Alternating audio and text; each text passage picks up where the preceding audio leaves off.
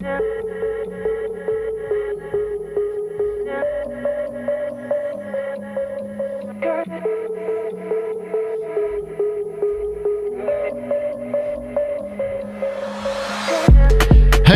this is Donnie Bedore, and I'm with the Biz Life podcast. So, hey, check it out. Happy Tuesday for you. We are starting a podcast that's all about the biz life, not the busy life, but the biz life, the business life. So, as some of y'all know, I have multiple businesses and love working in business. Been helping many people with their business. And so Taylor and I started talking one day, and we're like, you know what? We should have a podcast, see if we can help people out, things like that. So thank you, Taylor, for planting that seed there. For sure. Yeah. It's about time. I know, right? So the biz life. I figured this first episode, I would talk a little bit about myself, just to have people familiarize themselves with me. For those that don't know me, give you a little bit of my backstory, things like that. And then as episodes go, we're going to have different guests, different genres of business in here, and talk about different things, right? All about business. So again, Donnie Bedore. I live in Godley. Lived in Burleson for 20 plus years, grew up in North Fort Worth, went to Haltom High School, married my high school sweetheart, 11th grade. We're January 14th will be our 30-year anniversary. Thank you. All right. So, we got a trip planned this week. So we're actually going to be flying down to Tahiti. I watch some YouTubers, full-time sailboat captain, and they live on their sailboat, and watch them for quite some time. We're going to fly down to Tahiti and hang out with them and some other people. No big deal. Yeah, no big deal. Live on a boat for a week. They're going to give us the boat life experience. Just a dream of mine. Always wanted to do that. So we booked that. We're leaving on Friday. We'll be gone for a couple of weeks. And looking forward to that. So more about me and the business. What qualifies me really to have a biz life podcast? Well, I have multiple businesses, been a self-employed for, since probably 2010, joined with a business partner of mine, Nick Bahanish, with Texas Black Belt Academy. And we grew that brand from really 2 locations, his and mine, and now we have there's 9 locations total, and we turn it into a franchise, and now we're selling franchises. So that's where it really started for my family. So from there, we also have another brand, Gray's Craze. It's charcuterie boards and boxes, because that has a lot to, it goes very hand in hand with martial arts, right? Martial arts and charcuterie, right? One of them we break boards, the other one we make boards. So that's perfect. That's really that's the connection I was able to come up with. But anyway, we have that location in Fort Worth. It's over a year old now, and we also have a location in Plano. Partners with some family, my brother and his wife.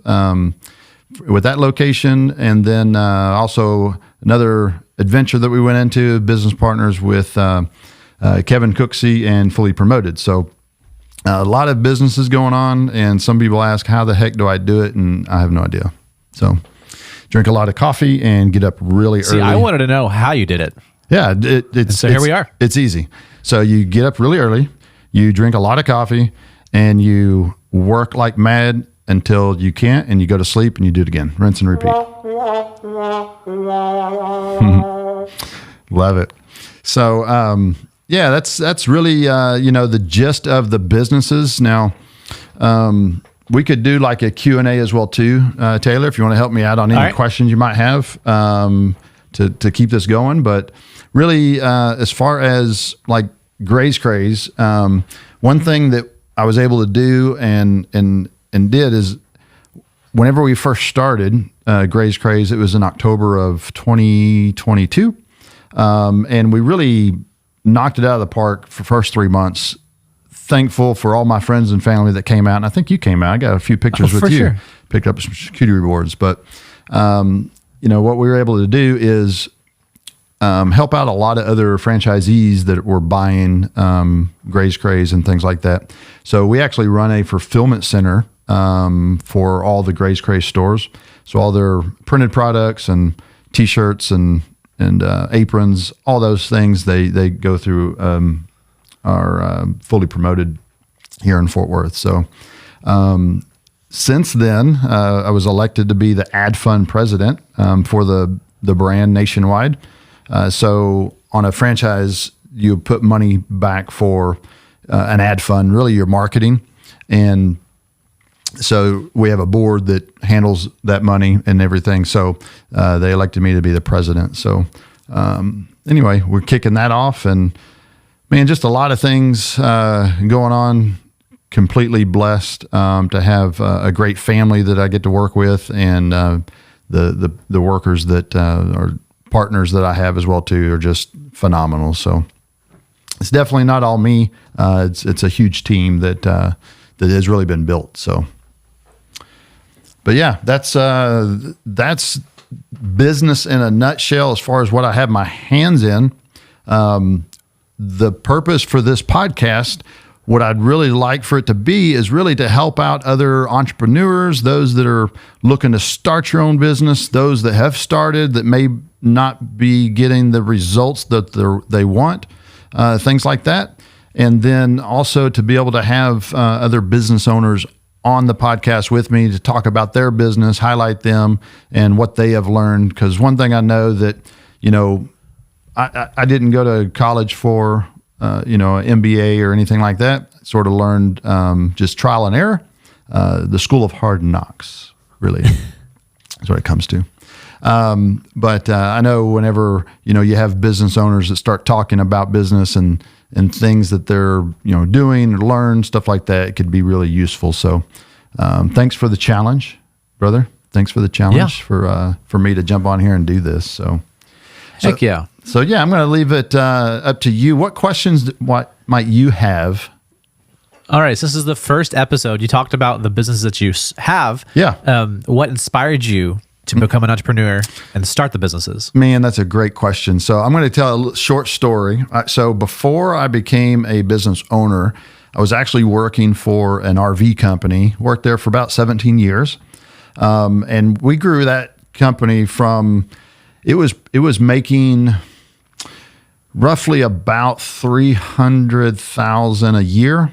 And we grew it to almost $2 million whenever I left. And looking back at my parents were hard workers every day, every week.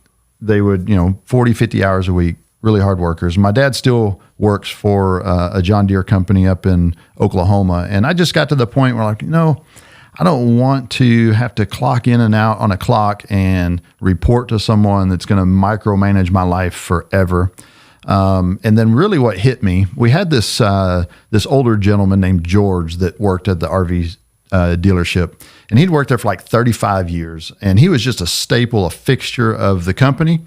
And he came to retire one year, and they gave him, I think it was like $2,000.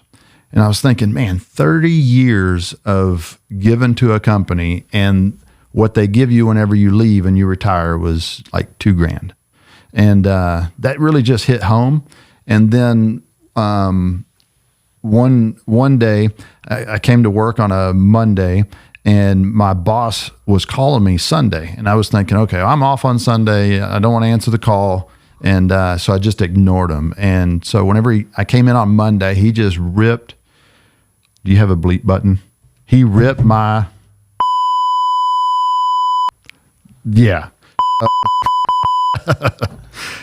So anyway, he ripped my stuff, and I was upset, and I'm like, dude, I give you, plenty of hours through the week. I work hard. I've increased the business, and now you're going to, get upset because I'm not answering your call on Sunday.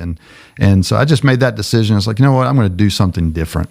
And, about this time, my wife and I, we had went through some marital situations, or more than a situation. We actually got divorced and remarried. And whenever we were building our relationship back up, she had to get a full-time job in order to support the family during our divorce. And so my number one goal was for her to come back home and be a full-time mom that she felt called to do.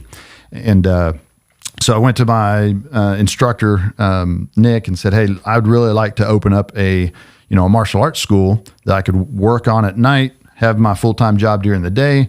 I can make enough money where my wife can come home. And so we end up buying the Fort Worth location that he had just opened up a couple years ago, prior to this time. And so we bought into that, became partners in that. And whenever we took it over, we had 16 students. And then about 3 months later, she was able to quit her day job and come back home. And then so I worked it for about 2.5 years. And then I was able to turn in my notice and quit my day job. So that was a very scary moment, leaving a job that you'd worked at for 17 years and then turning in your keys and saying, okay, now you're a entrepreneur, you're a business owner. And that was a scary moment. But that was the gist of it. The biggest reason why I got into being an entrepreneur and open up multiple businesses is because I have multiple kids, and it takes a lot of money for kids. No, but really is to give them a legacy, give them something that they could work into and own and have something that they can grow and build upon. So it's like I'm building the foundation, and now it's their time to build the walls and the roof and the doors and the windows all on it. So just wanted to build a foundation for them is really why. All right. So kind of like you talked a lot about your family. Yeah. How do you balance work-life integration and maintain well-being while running all these businesses? Yeah. And that's one thing that really my wife and I had struggled with because, 90% of the day we're together, right? We're at work together. We're eating lunch together. And then of course we're at home together. So, it was very difficult at first because for me, I have really one speed, and it's 110 miles an hour. And so my mind constantly thinks about how to integrate, how to build, and how to make better, and how to automate.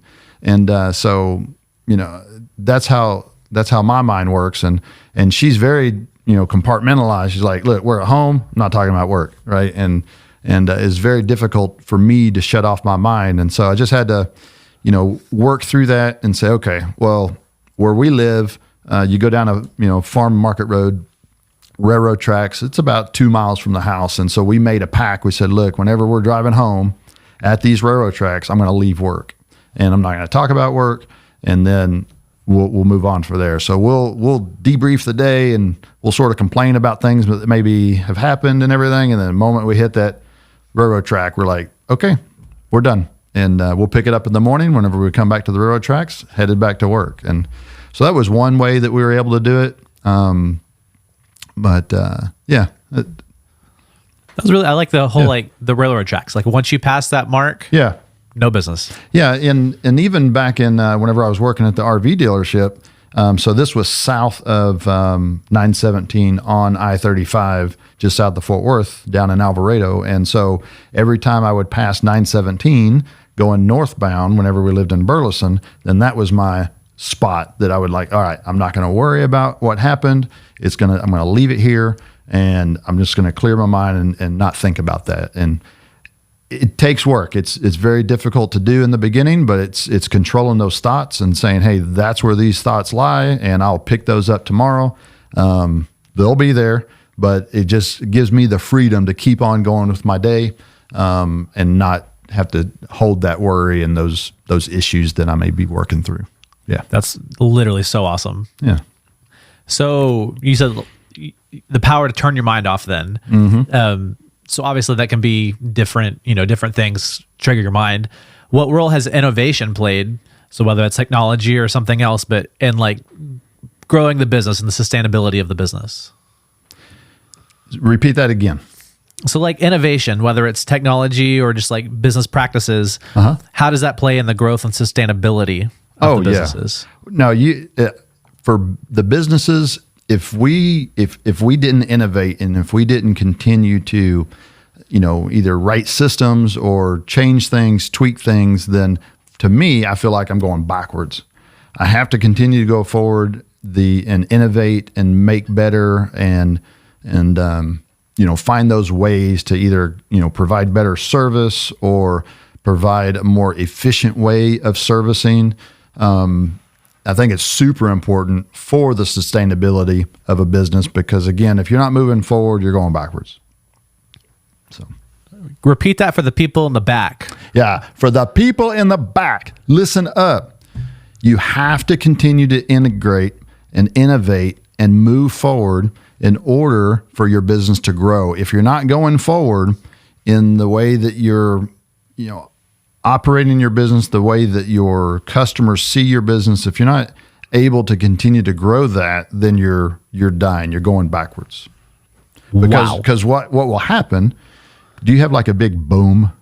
I have air horns. Okay, I need a boom. I'm going to add a boom for the next show. We'll get a boom for the next show because there's going to be a few booms that's going to happen. And that's a really big boom, I think, because if you're not doing that, someone else is.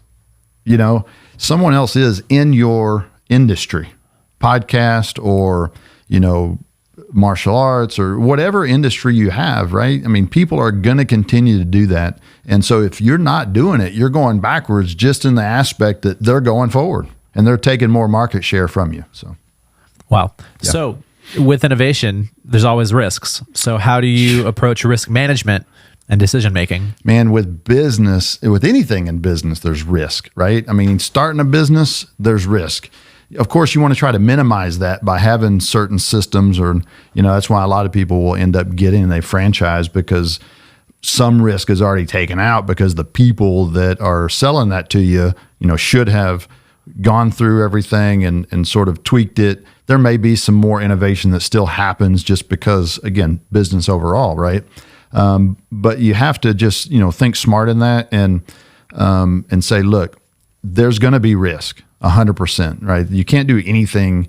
Shoot, you can't even go down I-35 or I was going to say there's risk in more than business. Everything, right? I mean, you can't get in your car. Think about this. You're going down the road, right? And you're doing 80 miles an hour. And then on the opposite side, about 3 feet from you, someone else that you don't know, you don't even know if they know how to drive or if they're on their phone or if they're eating McDonald's or whatever, and they're going 80 miles an hour the other direction 3 feet from you. That's risk, right? A little bit. Yeah. And you'll feel this once you start having kids because once they start driving, you're like, oh my gosh, your prayer life goes up a lot whenever they start driving. But no, you're going to have to take risk, right? Obviously, you want to try to minimize your risk and your exposure and things like that. Think smart.